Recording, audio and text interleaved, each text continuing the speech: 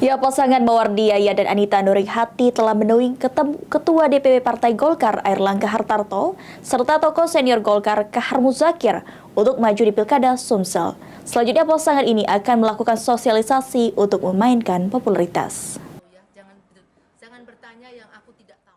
Ditemui usai sidang paripurna HUT Sumsel ke-78, Anita Nurhati selaku Ketua DPRD Sumsel mengungkapkan jika dia dan Mawardiaya telah menemui Ketum Airlangga Hartarto untuk maju di Pilkada Sumsel.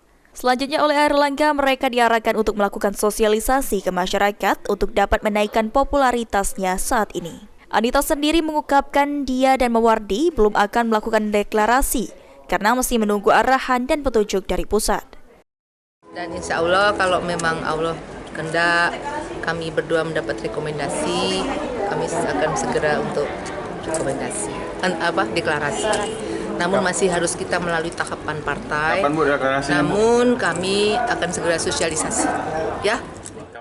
Terkait dengan Harnojoyo, pasangan lama Mawardiaya, Anita Nurhati mengungkapkan jika mantan wali kota Palembang tersebut masih ada di dalam bagian tim mereka.